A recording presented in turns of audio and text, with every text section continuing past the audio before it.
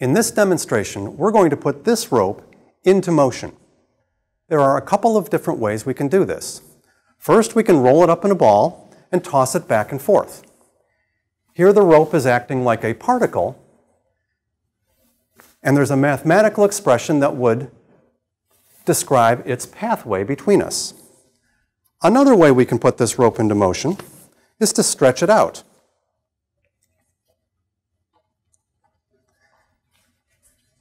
And in this case, we're going to allow the rope to move, instead of like a particle, as a wave.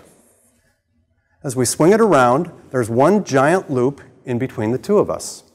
And there's a frequency at which the rope is moving around. If we increase the frequency, we can get two loops instead of one.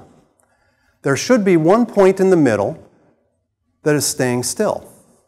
And notice it's spinning faster, a higher frequency, but the wavelength or the size of the loops has gone down.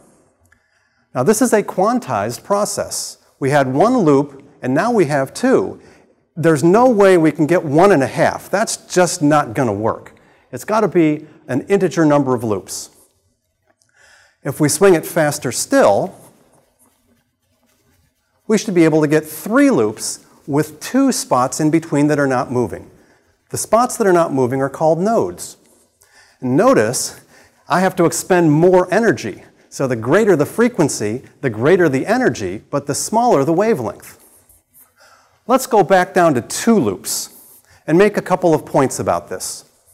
First, if you were to take a camera and take a photograph, the rope would have a shape to it. Notice on one side, if the rope were pointing up in a positive direction, on the other side of the node it would be pointing down. And there would be a mathematical function that would describe the shape, likely a sine wave. But as you look at the rope evolving over time, it describes a 3-dimensional shape that's in between us. And the shape, when there are 2 loops, is different than the shape when there's just one. So the rope has quantized motion.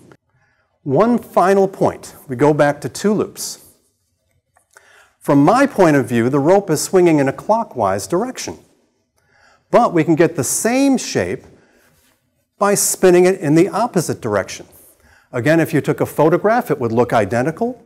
The shape that's described by the wave as it moves through time is identical, but the spin is opposite, clockwise instead of counterclockwise.